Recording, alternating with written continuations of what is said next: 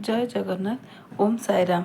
जेहेतु आज शुक्रवार तेणु हजबैंड किसी आइंष आइटम आनिछंती। आश्विन मास चली महालया श्राद्ध पाखे आसलाणी ना तेणुक घर सफासुफी व्यस्त रहा पड़ो। सकाळू सकाळू उठिला माने यही सब कम लगे पड़ो। फैन सफा सरला भी रोषे घर डब्बा सब सफा कर लगी पड़िली कहीं सबु घर काम सरीज किंतु महालया श्राद्ध पाखे आसिले भी सरबनी रोषे घर काम टिके टिके सबुदिन रोषे घर काम करी। ये सब काम सरला बेलू पूरा लेट हो जाए गाधेवा गाधेवा पूर्व ये सब काम करने को भल लगे आ गाधे सारापर इच्छा हुए ये सब काम करने। गाधे के आसला माँ झील मिसी काली रातिर पूरी आ मटर तरकारी खाइलु। झील को सकाळे छतुआ खुआई हेले खाली मो पाखे टिके बसियापी तार मन से एमती करुच्ची बसिकी घरे रही मते खाली हैरान करुच्ची।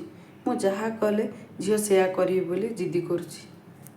हजबैंड माछ आनी तो मुझे पचारि माछ तरकारी करदेवी। से कहले नाई माछ तरकारी इच्छा होनी माछ भाजी दियो आ माछ भजा खाइब हाँ ताल ठीक अच्छे तादे पखाल भात टिके करदेवी।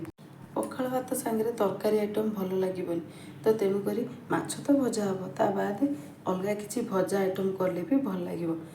मुझे बैगण भाजीदेली गोटा भाजीदेली आउ सारू को सीझे लुण हलदी दे सोरिष तेल रे भाजिले आंको भारी पसंद। तांको बो कहती ताकू किसी दरकार नहीं से सारू को लुण हलदी देकी खाली भाजीदेबू से भारी खुशी रे खाते। सारू भजा आइटम भी सरला एबे माछ भाजीदेवी। माछ भाजी सारा तापर हजबैंड एने आसिकी पहुँचे।